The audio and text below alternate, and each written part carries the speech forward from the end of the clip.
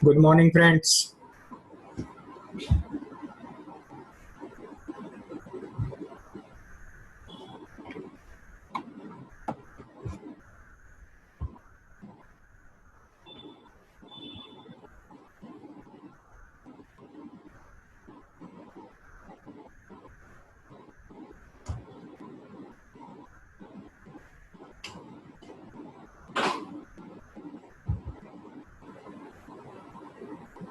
Hope you all are fine.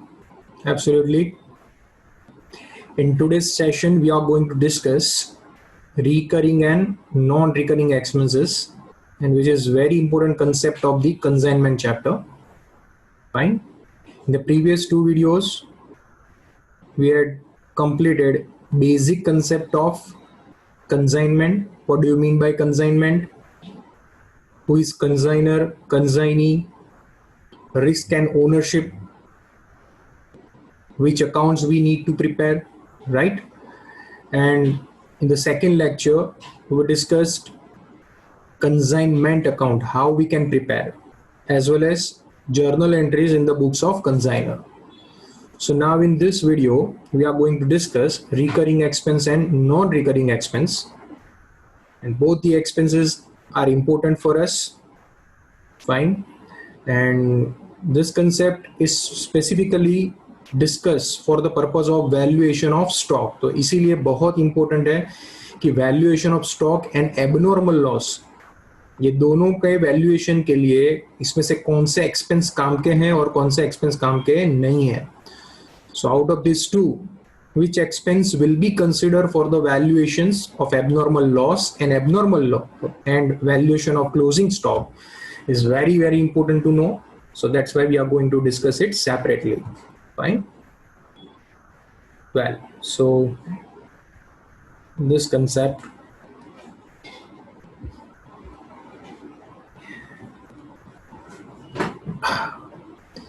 fine. So nature of expenses incurred, it is written, you can see, and some portion is written that consignor dash station, consignees go down, customer. Fine. What do you mean by all this? I'll explain. Consignor कौन थे हमारे? Who was consignor in the last example? Hasmukh Lal. He is in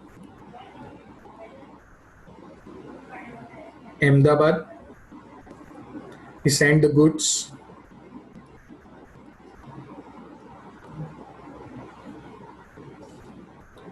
Okay. Now station means what? So from Ahmedabad, once the goods are sent to the consignee, it will reach to, let's say, Pune station. It will reach to Pune station, railway station, or let's say port, you can say, wherever it will be. So for example, Pune railway station, the goods are sent. Now consignee will come to the Pune station because he belongs to Pune, let's say, and then he will take all the goods, he will carry all the goods to his godown. Fine. So first goods will be sent from consignor to Pune station, railway station. From Pune railway station, consignee will carry the goods to his godown, and finally from godown, the consignee will sell the goods to the customer.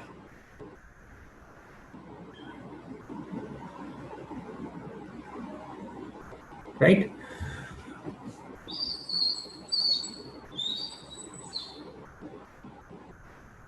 So this is a normal sequence that is normally followed. तो अब हमें ये समझना है कि during this transaction जो expense हो रहे हैं, whether it is incurred by consignor और कंसाइनी, बेयर नहीं बोल रहा हूं, who is going to bear, only consignor, that should be clear. Consignee will never bear any expenses unless and until specified.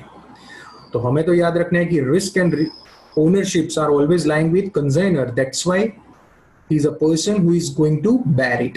पर incurred का तो मतलब पता ही है, 11, 12 सब में पढ़ा हुआ है. So who is going to incur expense, that is important, और उसके बेसिस पे पता चलेगा कि एक्सपेंस का नेचर क्या है. Right? तो कंजाइनर के प्लेस से Pune railway station that is consignee's place, ऐसा समझ लो थोड़ी देर। तो इन दैट केस यहां तक के जो भी एक्सपेंडिचर होंगे, so expenses incurred in between consignor's place up to Pune railway stations will be considered as non-recurring। क्या बोलेंगे ऐसे एक्सपेंस को? नॉन रिकरिंग, मतलब जो सिर्फ एक बार इंकर्ड होंगे। So this expenses are going to be incurred only once, तो उसे हम बोलेंगे नॉन रिकरिंग एक्सपेंस। तो याद रखने आपको कि नॉन रिकरिंग एक्सपेंस किसे बोलेंगे? The expenses which are going to incurred only once. तो मतलब कौन से? यहां पे एग्जांपल ले लेते हैं, ट्रांसपोर्टेशन एक्सपेंस,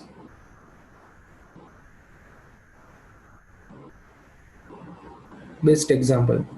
तो एंड रेलवे फ्रेट मान लो,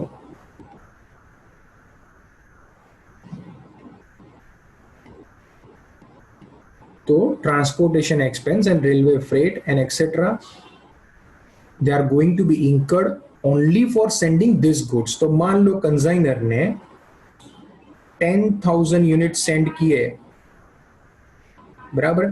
तो 10,000 यूनिट्स के लिए वॉट एवर ट्रांसपोर्ट एक्सपेंस और freight he has paid are considered to be non recurring expense. तो उसे हम क्या बोलेंगे? Non recurring. क्यों?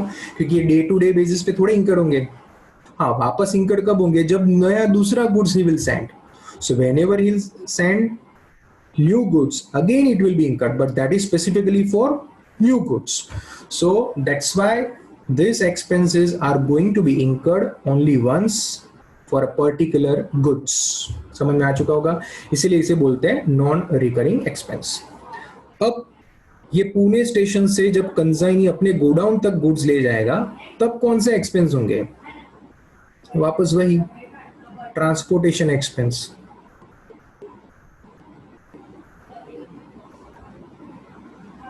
समझ में आ सकते हैं?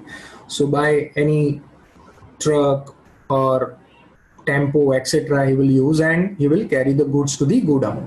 तो अकॉर्डिंगली यहाँ पे भी जो ट्रांसपोर्टेशन एक्सपेंस होगा, किसके लिए? 10,000 यूनिट्स के लिए। हमारे एग्जांपल में हमने 10,000 यूनिट्स लिए, तो ये 10,000 यूनिट्स के लिए जो भी एक्सपेंस कंसाइनी इंकर करेगा, कौन इंकर करेगा? डबल ई लिख रहा हूं, मतलब कंसाइनी। तो उसे भी हम क्या एक्सपेंस बोलेंगे? कौन से एक्सपेंस बोलेंगे? Non recurring. So this expenses are also considered to be non recurring. क्यों? क्योंकि ये 10,000 यूनिट्स के लिए एक ही बार होने जा रहे हैं, डेली बेसिस पे होने नहीं है। But once the goods are reach to the godown, जब गोडाउन में गुड्स आ गया, तो उसके बाद भी तो एक्सपेंसेस होंगे। कौन से? तो जिसे हम बोलेंगे मेंटेनेंस एक्सपेंस। कौन सा एक्सपेंस बोलेंगे? Maintenance expense.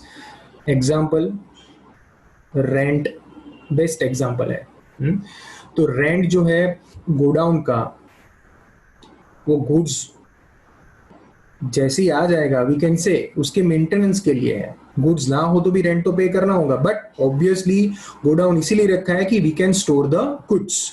So for storing goods we are going to incur this expense, and ये एक्सपेंस कब तक हमारे पास रहेगा? Obviously it is going to be there till the goods are sold to the customer. तो daily basis पे इसका इंकरेंस तो होगा ही होगा। समझ में आ सकता है? हाँ, कि रेंट सिर्फ एक दिन का, 2 दिन का ऐसा नहीं। हाँ, कि हमने स्पेसिफिकली गुड्स स्टोर करने के लिए लिया है। तो 10,000 यूनिट्स आ गए, जब तक ये यूनिट्स आप कस्टमर को नहीं बेचोगे, तब तक you are going to incur rent even after also। क्यों?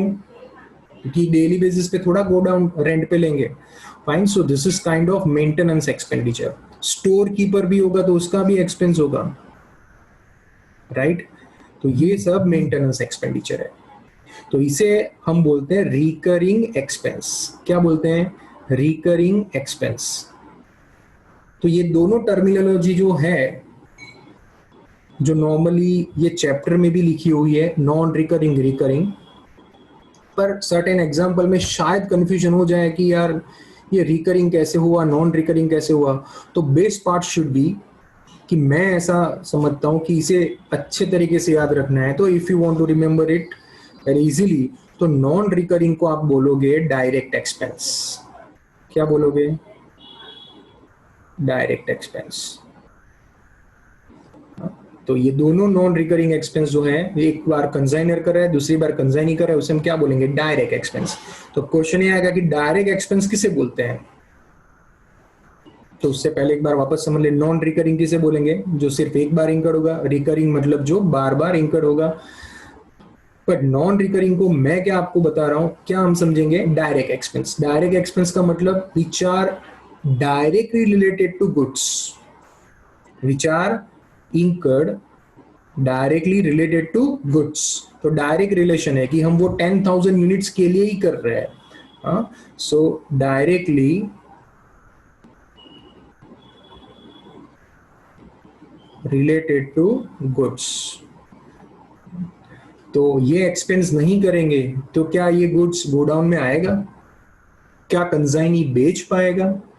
Again I am repeating, if you do not incur this expenses, is it possible that consignee will be able to sell these goods to the customer?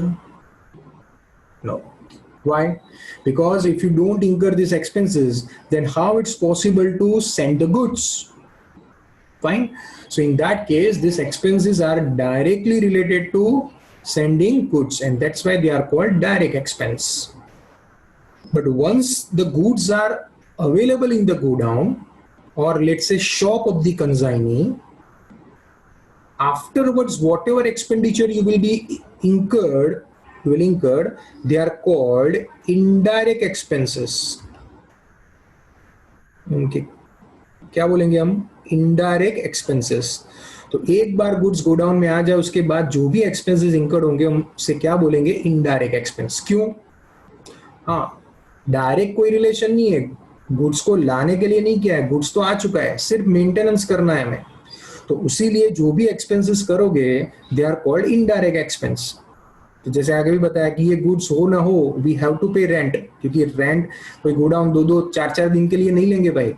हाँ, shop लिए तो shop का भी क्या 2 दिन के लिए रेंट पे लिए, ऐसा होगा? नो। फिर गोडाउन कीपर 1 दिन के लिए रखेंगे? नो। गुड्स इंश्योर करवाएंगे तो क्या 1 दिन के लिए करोगे? No. So in that case ये जो भी है they are called indirect expense. Supportive in nature है। सपोर्ट है, सपोर्ट कर रहे हैं एक्सपेंस। क्या चीज के लिए? गुड्स अभी आगे हमें बेचना है, तब तक वी नीड टू मेंटेन, तो इसे हम क्या बोलेंगे? Indirect expense. तो इतना अभी याद रखना है। इसके आगे जो डिस्कशन है हमारा वैल्यूएशन का, एट दैट टाइम फिर पता चलेगा कि ये दोनों में से कौन से एक्सपेंस हमारे लिए काम के हैं for the purpose of valuing stock. तो आप उसे बोलो नॉन रिकरिंग, या तो बोलोगे डायरेक्ट एक्सपेंस। रिकरिंग एक्सपेंस को बोलोगे इनडायरेक्ट एक्सपेंस। समझ में आ चुका होगा? ओके, पॉइंट ऑफ अकरेंस भी समझ में आ चुके होंगे। सबसे पहला है ये कंसाइनर के प्लेस से कंसाइनी के स्टेशन तक। फिर दूसरा है ये वाला, दैट इज कंसाइनी स्टेशन से लेके कंसाइनी के गोडाउन तक। और तीसरा जो पॉइंट ऑफ अकरेंस है दैट इज गोडाउन से लेके कस्टमर को बेचो तब तक। तो ये हुए आपके non recurring and recurring expense, और you can simply termed as direct expense and indirect expense. बराबर है? अब थोड़ी और एक चीज है जो समझनी है हमें,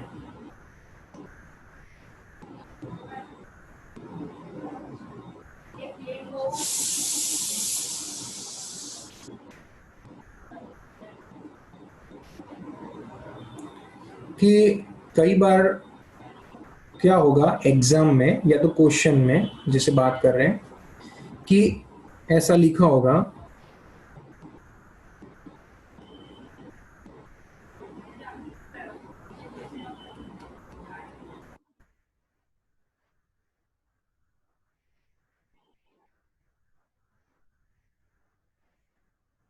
consignee has incurred expense of ₹5,000, बस सिर्फ इतना लिखा होगा।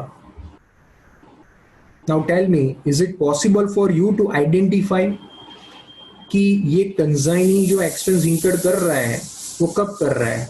Is it before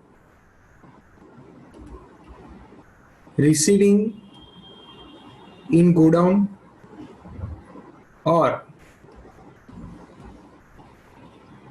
after receiving in godown? कब कर रहा है?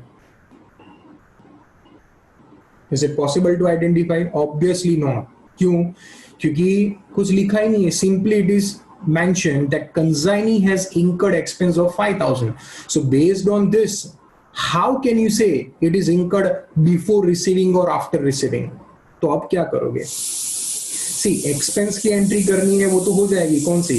ये कंसाइनमेंट का एक्सपेंस है तो consignment account debit to consignee account. So entry we can pass, that is fine. But जैसे आगे समझा, for the purpose of valuation of stock and abnormal loss, we need to identify the nature of expense, whether it is non-recurring or recurring, or you can say whether it is direct or indirect. तो वो पता कब चलेगा कि expenses are non-recurring or recurring? Based on point of occurrence. तो यहाँ पे तो मेरे पता ही नहीं चल रहा है कि इसका point of occurrence कौन सा है, कि before या after. अगर ये दोनों में से कुछ पता हो, then only we can identify कि वो कौन से nature का है. तो क्या करेंगे? तो यहाँ पे जो पढ़ने के लिए फॉर एग्जाम पर्पज से जो हम अजम्पशन लेते हैं वो ये है कि if nothing has been specified, ऐसा ही कुछ सेंटेंस आ जाए और जब आइडेंटिफाइबल ना हो पॉइंट ऑफ अकरेंस, तो अज्यूम क्या करोगे? कौन सा वाला करोगे दोनों में से? बताओ. चलो क्या करना चाहिए?